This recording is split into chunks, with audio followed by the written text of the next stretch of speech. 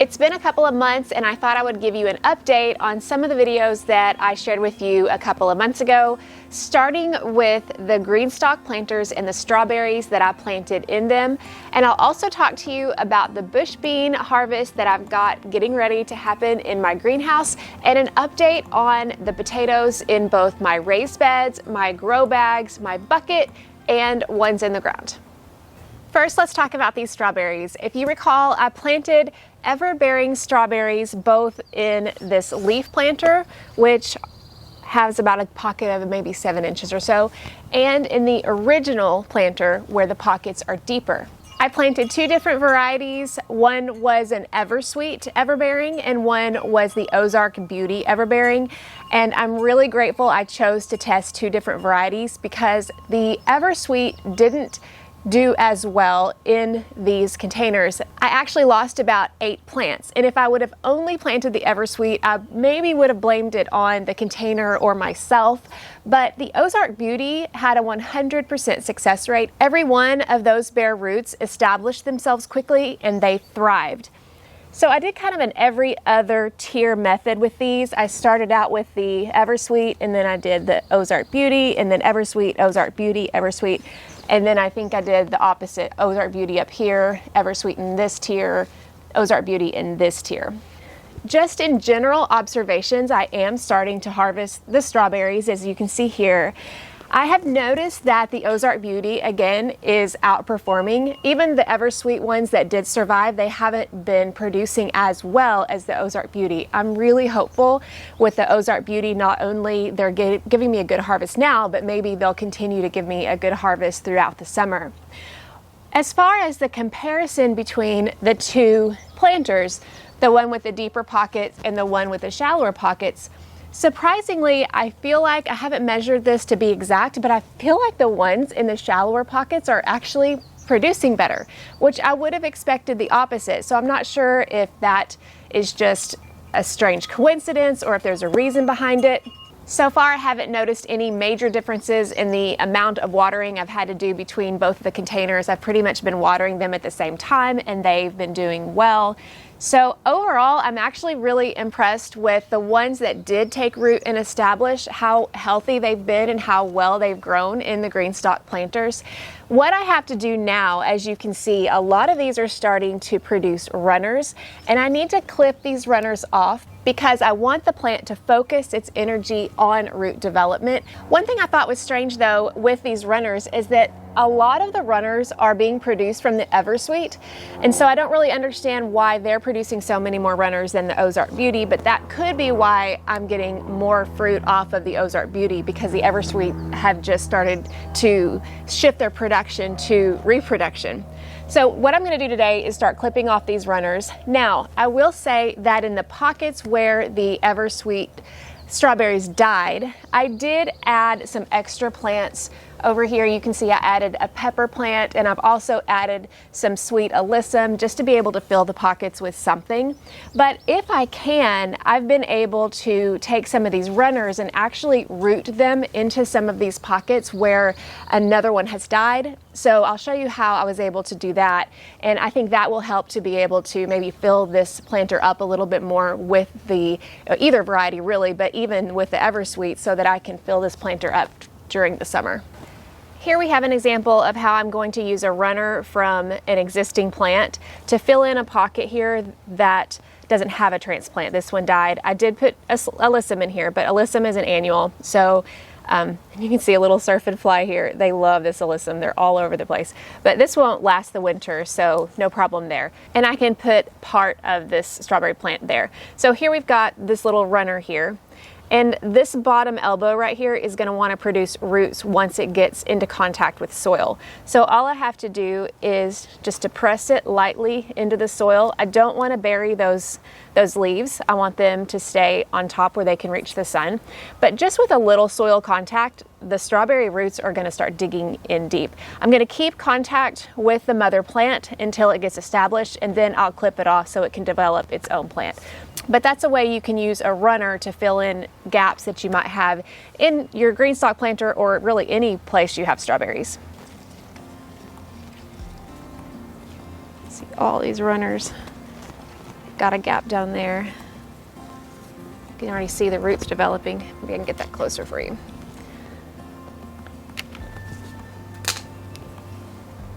I don't know if you can see that or not.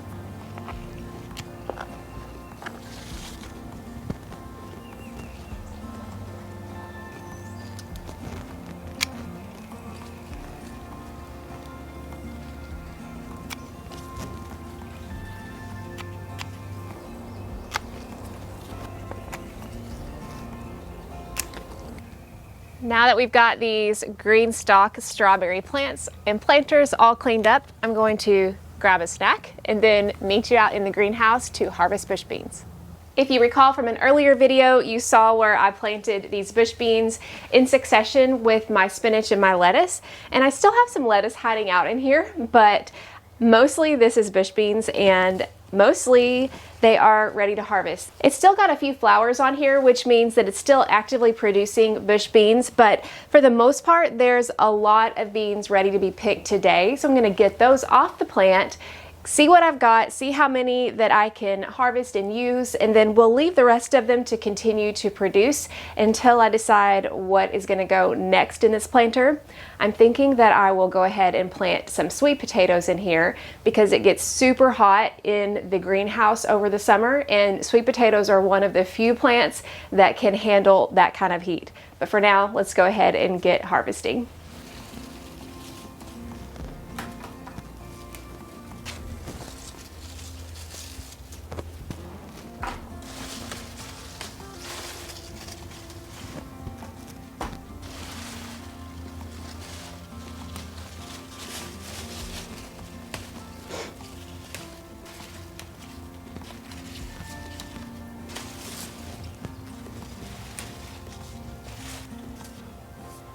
After harvesting, I probably got enough for maybe one night's dinner.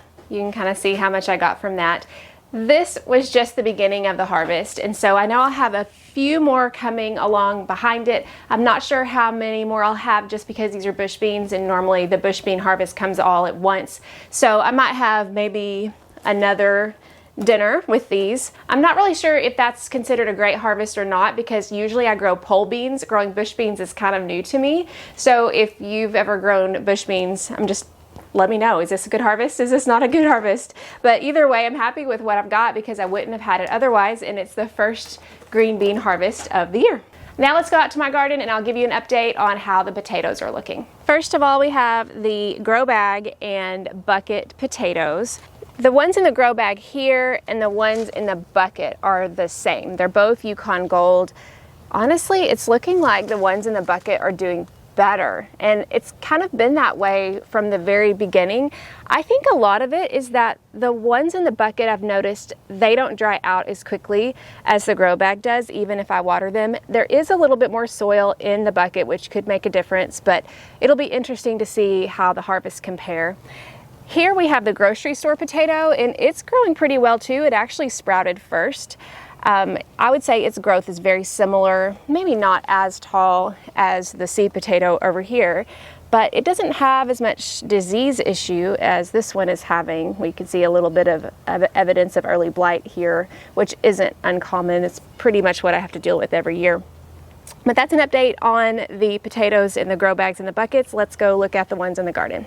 You guys, I'm so excited about this potato harvest. These potatoes look better than any I've ever grown. These are the ones that are the red potatoes. If you recall from my previous video, I'm comparing a few different potato varieties, and I'm comparing the certified organic seed potatoes against simply the certified disease-free that I get from my feed store. And so stay tuned because I will have a harvest video comparing the yields for each. These started flowering a couple of weeks ago, which means I know that they're in active root production right now. I know that they're gonna get ready to start losing their sheen and kind of looking not so vibrant. So that's why I wanted to give you an update of how healthy they look here. Let's go and look at the other tests that I'm doing. This is the bed where I'm comparing, I think they're white potatoes. I think the front row is Caribe, which is a certified organic white potato. And then the back row is, I think it's Kennebec from my seed supplier. I wrote all this down, which when I give you the harvest video, I will definitely let you know. But these all also finished flowering. Interesting though, is that the Caribe, they all flowered, which isn't really a big deal, but I just thought it was interesting that the ones that were the certified organic, they all flowered, and the ones that were from the feed store didn't. But again, I know that they are actively in tuber production mode, and I'm not stealing any early for new potatoes just because I want to get a full idea of what these are going to be producing and have a good comparison. Back here, I've got Yukon Gold being tested, and the Yukon Gold, again, one of the rows, I think it's the row on the right, is the certified organic, and then the one on the left is the Yukon Gold from the feed store. These look a little bit more tall, and this is really strange. I've never had Yukon Gold get this tall. I'm not really sure why.